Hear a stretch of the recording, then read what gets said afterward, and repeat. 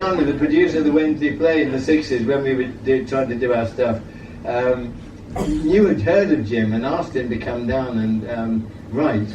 And when Jim came down, he pretended he was a Tory, because he thought that was the way you would get jobs in the BBC.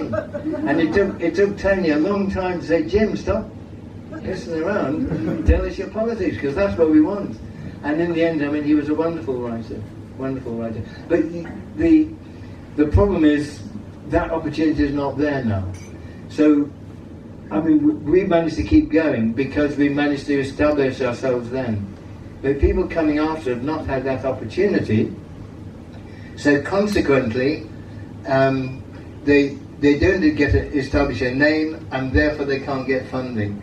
There's brilliant people, great talented actors, talented writers, and talented directors, and they can maybe make one film or two films, but it's really difficult for them. And we managed to keep going mainly because of Europe.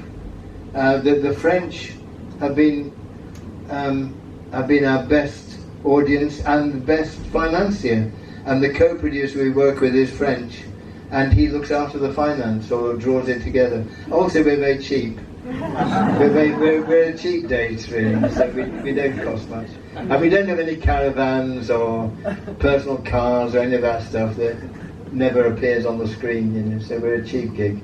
The problem is cinemas, because if cinemas existed that showed a diverse range of films, like world cinema, European cinema, Latin American, African, Japanese and Chinese cinemas is extraordinary. Korean cinema is amazing films. But we get the equivalent of airport novels, and that's the problem. Because if the cinemas were there, and we could develop an audience, then the films would get made. But as long as the cinemas are more concerned with fast food, of course you don't. So there's the arts. I don't know if anyone's read the Charter for the Arts, but that's a really brilliant document again that's come out of this election. And the great thing about it, it's like promising anew the commitment in the 1945 manifesto that I forget the word, but it's something like the great cultural heritage of the people of this nation should be available to everyone, really available to everyone, and that's in the Charter for the Arts now, 2019. So, I mean, I'd like to add a bit on the cinema to that, but as a program, it's transformative. Every child have the right to learn a musical instrument. I mean, that's amazing. Absolutely amazing.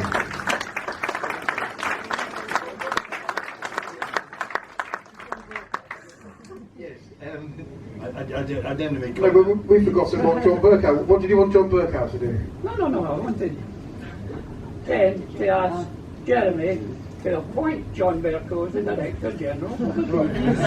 Okay. We've got about 10 minutes left for sort of open questions. Anybody at the back? Yeah? What are your thoughts on the recommendations that sort of populist writers like London opposed to the way society shifts? Okay, so the thoughts on a far-right government like Johnson does, how will that affect us in society over the next few years? I think, is that right? Any other questions? Or comments. Somebody else make a speech. Okay, Andy? And then... In this election, we've heard an awful lot about our relationship with Europe, and we've heard an awful lot about our own problems in this country. What we've heard very little about is the problems of the rest of the world, development of the rest of the world, international relations, things like the Rohingya and what's happening in South America. I just wonder what your thoughts are about that. A nice, easy question there. Can you talk us through the politics of the rest of the world? Okay. And final question of the woman there. Well, I had just a comment to add to what you were saying about micromanaging. It kind of relates to what you were saying. I had the privilege to meet one of the producers of the series, Peter Blinders, and I asked him how did you get that. It was feelings of struggling life and the mother was struggling filmmaking. How did you do that? He said, we tried everything, but the BBC said it has to be British. And that was, I read about 4 or 5 years ago, and that stuck with me. As to, it had to be a story of British people, not an international story, not from somewhere else. And that just supports, that's a comment. Okay, so we have one other question then. Win or lose on Friday, we're all going to be bloody knackered. What film should we watch?